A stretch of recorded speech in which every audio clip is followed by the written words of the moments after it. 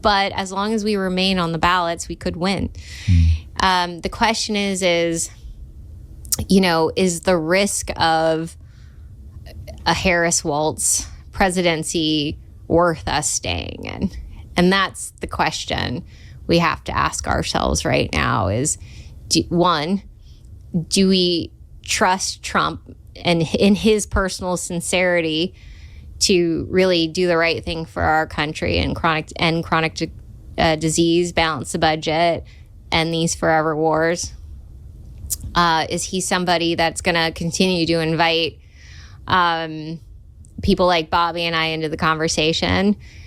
Or is he going to fall victim again to the things he fell victim to in his first administration? So we're weighing it all. It's not an easy calculation. We want what's best for this country first and foremost, and it is, you know, it's an interesting place to be. I won't lie. Like, you can't make this stuff up.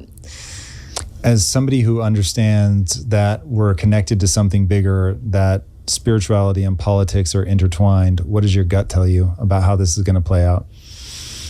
You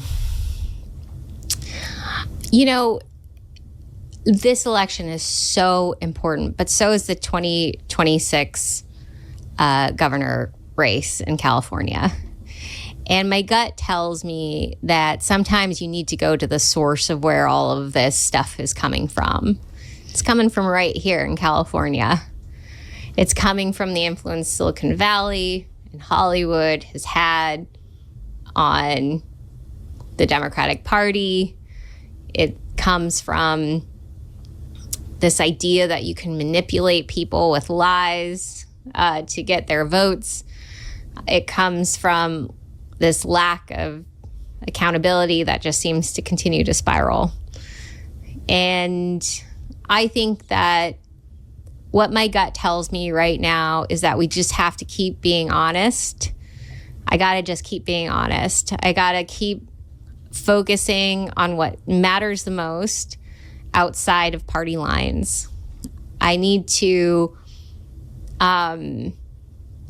focus on a vision that goes beyond November. And if that means that we stay in, and, you know, there's benefits to staying in. If we get over 5% of the vote, we actually establish ourselves as a party. 71% of Americans want a strong third party with a real shot at winning. There's even public funds available if we get over 5% of the vote. So we could get, I think it's like $13.5 million in public funds to keep the party going. And that's, you know, that's worth something.